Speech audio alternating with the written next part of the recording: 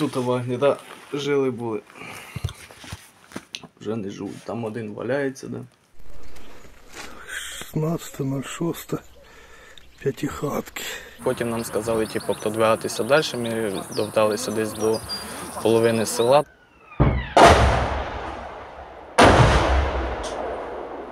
Нам просто ворожа та працювала, була, що не давали навіть голову висунути. Спочатку в них паніка, вони трошки відійшли.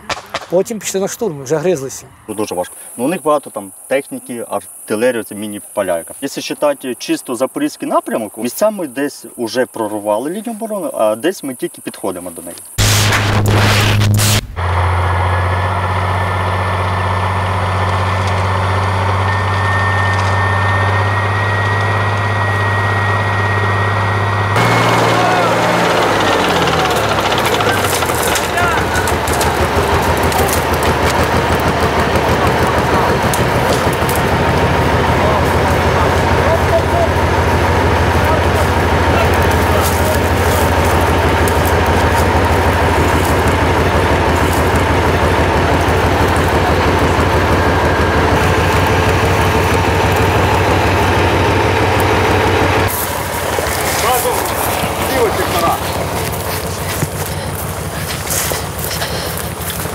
Це ми на бойовому тренуванні 128-ї гірсько-штурмової бригади. Ми на Запоріжжі, і це підрозділ, який уже ходив в наступ і успішно звільняв 2 села, в тому числі П'ятихатки.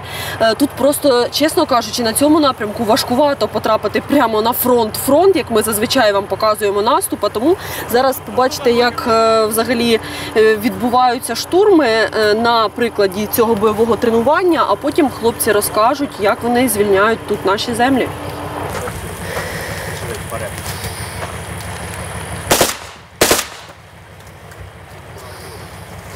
Оля, не спеши. Отработал. Ты не там.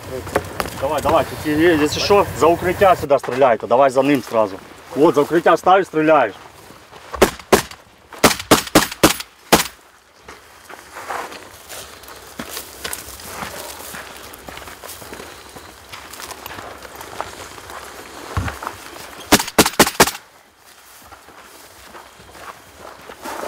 Все, чисто.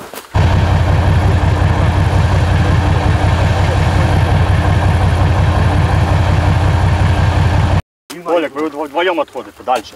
Следующий пішли. Сіли, пішли.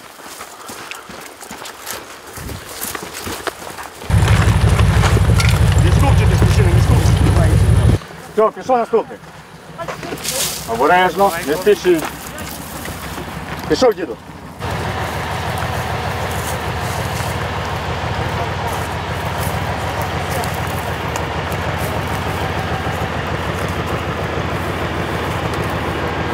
Тут є у нас старі люди, які були, є у нас нові люди. Ми робимо постійно злагоджені відділення, гарно відпрацювали. Да, і ще є помилки в них, ну, учимось. Ніхто по окопах не біжить, не трясеться, нічого. Спокійно все працюємо, двойка працює, друг друга прикриває. Вони вже працювали, ми з хлопцями постійно на штурмах, постійно відпрацьовуємо. Все лучше.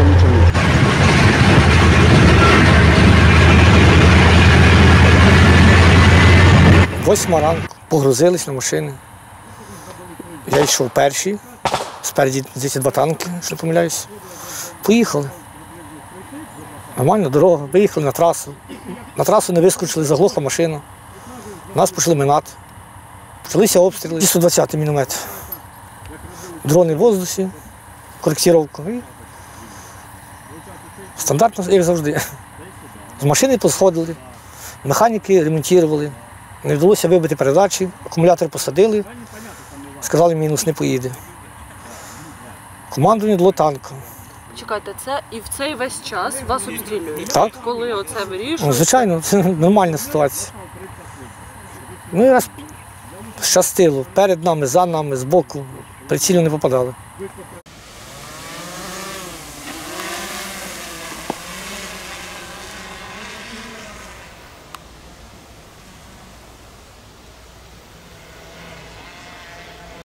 По нам вже зрозуміли, що ми заглохли, що движення немає, почала працювати вже АТА.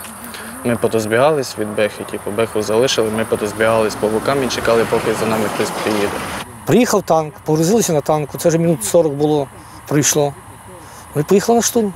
Пересіли були на танчик, то ворожий танчик почав по нам працювати. Бачили снаряд, як летів біля нас. Він відрикошетив від танчика і біля нас прилетів. Вам працював ворожий танк. Так. Коли він почав по вас працювати? На під'їзді до П'ятихаток. Ми під'їхали до в'їзду в село, до бліндажів, там спішились і почали свій рух. Там, де бліндажі, в них укріпрайон. Укріпрайон вже накрила урка, гатила. Хлопці вже зачищали окопи. А ми пішли прямо в село, сказав, команда була. У нас задача була зайти в село, зачистити першу зліва хату. Ми зайшли були в першу зліва хату, то хлопці зайшли зачищати хату, а у мене СВДшка була, то снайперська винтовка. Я став на вулицю цинкувати, щоб ворог не підійшов близько. Я сидів біля дерева, то снаряд мене перелетів і ззаді мене зірвався. Потім нічого не пам'ятаю. Потім пам'ятаю, очухався на землі, був підповз до дерева, сиджу біля дерева спиною і оси напали. Піщати в ухах почало, в очах все плило, бачив, як хлопці бігали, все плило було. То здуплили, то були оси, тому що я зрозумів, що в мене на них алергія, то треба було тікати, а вони за мною. То вже не до ворога було. Зайшли в окопи штурмувати. Зайшли в село, зайшли в одну хату, вгатив танк. Вона трошки завалилась. Перейшли в окопи, зачищали. Стандартно. Так, як ви бачили. Спочатку в них паніка. Працює артилерія, як то кажуть, наша також. Перед нами. Вони почали відходити. На початку вони трошки відійшли.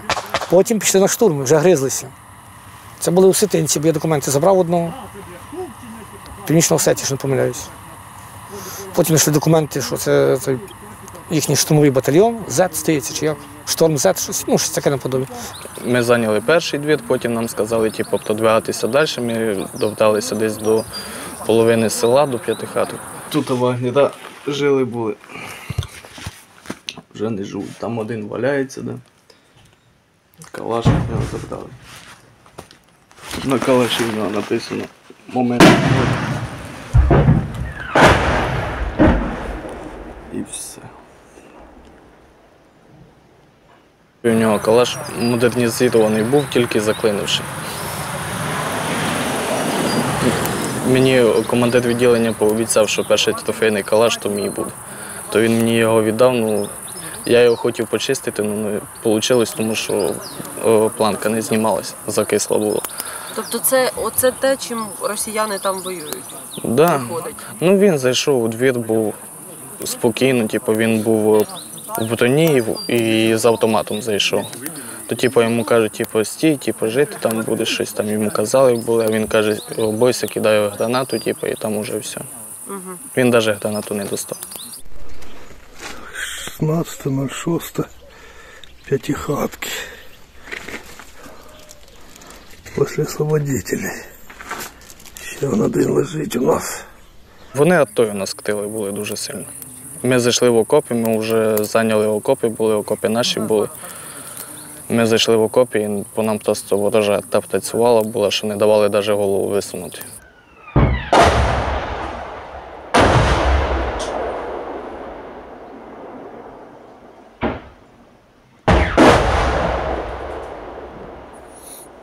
Що в них тільки було. І танчик по нам працював, ми сиділи, були в хаті, то з нами літужні сили теж були, сиділи зі 130-ї, то сидимо нормально, так говоримо, і по нам танчик у веранду попав. І загорілось, там трохи погоріло було чуть-чуть. А потім перестали і далі сиділи. Я думав, страшно буде. Страшно було чуть-чуть. Я зрозумів, що можу не повернутися звідти. І ще коли на танчику їхали, коли по нам ворожий танчик працював, а потім ще в окопах зрозумів, що може не повернуся. Потім вже вийшли на радійку, сказали, треба піти там допомогу зустріти. То командир відділення запитав, типу, хто піде. А я вже зрозумів, що типу, і так, типу, може повернусь, може ні, хоч щось нового побачу. То бігали вночі, були зустрічати. Бігали по окопах, то по нам АГС, працював із фосфора. Почув 2 виходи, типу, і побачив 2 приходи, типу, фосфор, як летів. Думав, що ще один вихід, типу, і то вже буде по нам. Ну, слава Богу, нічого не було. Ми залягли в окопі, потім воно перестало, типу, вже виходи перестали, то ми далі подвинулись. Пішли, провели дотужні сили. Да. Сутки бились, на другие добились. Скільки часу пройшло, ну, на ранок воно вже, хто залишився живих, вони вже потікали. Постояли, нас змінили, откат, вийшли. Всі цілі, без царапини, що дивно. Це перший раз таке. Ні одного 300, навіть контуження не було практично, такого тяжкого. То був досить легкий для нас, що цілі вийшли в тому смислі. Ви коли йшли, сильно заміновано? Навіть дуже. Це були накати 3-4 ряди, одна на одній розставлені.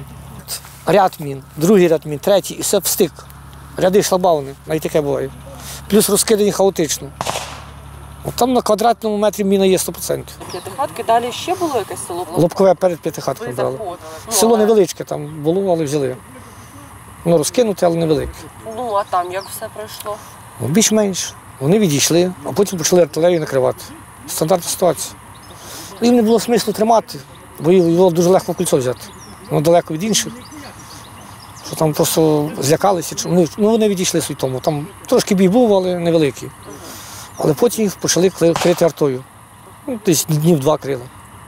Гарно крили, я то все бачу біля мене. Ви кажете, ви ще стандартна ситуація, ви маєте на увазі, ви до цього теж в штурмах брали участь, так? Перший на Херсоні. Далі 5 виходів тільки на Бахмуті. Ну і тут це вже був другий штурм на Запорізькому.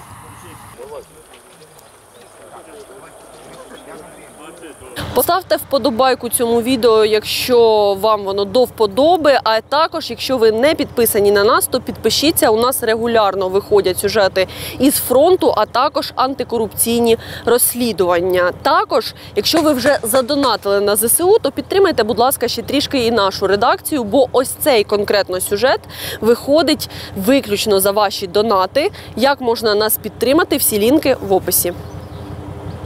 Служу ще з 2014 року, ще з самого початку АТО. Був в Азові, добровольцем був 8 місяців був. Потім перейшов на контракт і так служу досі на контракті. Пішов 3-й день штурму. Таке заєбання стану. А 31 серпня, це якийсь 3-й день вже штурму на Херсоні, ми заходили на десантуру Алтайський край, це з Росії. Ми заходили по перехватам рота на роту. Їх рота була і нас рота. У нас заходило 5 відділень заходило. Командував це одразу на початку офіцер, потім його затрьохсотило. Я взяв на себе командування, це танк перший йшов, потім йшло 2 БМП йшло, і за кожне БМП йшло відділення. Русські пропустили танка вперед. Получається, вони від колони нас відкосили, бо ми йшли по пішому порядку, це дуже важко, плюс це темп, а танк їхав він тралив, щоб ми йшли по проходу. Його пропустили танка, він кинув дими і він почав при відході відстрілюватися, відкат робити. Дав команду піхоті за броню, ми спрятались і потім почали працювати двійками. І заходити в посадку. І ми заходили по окопу. Длина була приблизно десь 600 метрів, це дуже важко, бо там такі окопи були, що вони йдуть по висоті по пояс йдуть, і потім вузькі окопи по пояс, що чисто ногами тільки пройти. Коли ми заходили, ми стріляли, зачищали бліндажі, все спокійно, двійками працювали, команди дублірували, постійно двойка зачищали і закріплялися, і потім двойка слідча проходила. Це було населений пункт Новознесенський. Це якраз самий початок, це у них була перша лінія оборони. Це ми цю першу лінію оборони прорвали якраз. А потім вже на Херсоні ми пішли, у нас було там пару днів відпочинок, відновлення були, нам привезли нових людей, і через пару днів ми пішли далі. Нам заходили в село Миролюбівка, ми її закріпили, зачистили за 4 години село, приблизно 4-5 годин. закріпились, оборону зайняли по всьому селу, і потім на наступний день нас поміняли. І так само було 4-5 днів відновлення, і потім вже команда поступила, що на всіх парах вриватися. І так ми поступово проходили посадки, проходили канали, проходили села, там десь ТРО заходили, десь заходила Нацгвардія. Ну реально, там арти, там такої скупчення артивних не було. Як вони, тут, так? Тут, взагалі, як ми пішли на оцей Сочий ліс, це дуже важко було. Я за сутки скільки арти не бачив. Міномети, танки, тупо на 1 квадрат, там на 4 кілометри, на 5, скільки всього прильотів було. На Херсоні там такого не було, як тут на Запорізькому напрямку. Якщо порівняти Херсонщину, де у людей складається враження, у тих, хто принаймні не заглиблювався в ситуацію, що там росіяни прям тікали, все було дуже легко. Якщо порівняти Херсонщину, Бахмут, де ви теж намагалися штурмувати, і тут, то де найскладніше? Скажу, що Бахмут раніше був, а за Бахмут тут цвіточки, як кажуть. Тут набагато гірше. Там не було ланцетів, не було ні дронів камікадзе на Бахмуті. Тільки була розвідка. А тут в них все. І плюс артилерія, таке враження, що в них воно не кінчається. Херсон був легко, бо в нас була наша артилерія, авіація, хаймерси. Все перед нами працювало, ми їхали, в них не було варіантів. Вийшло кілька бригад. Там було легше, саме легше. Це був перший штурм, мені так здається, легко було. Плюс артив в них стільки не було. На Херсонщині? На Бахмуті не було, на Херсоні тим більше. Стільки, як тут, не було. Це дійсно, це не то, що багато, це дуже багато. Це постійно обстріл, це сотні вистрілів за годину, сотні. Чому тут важче?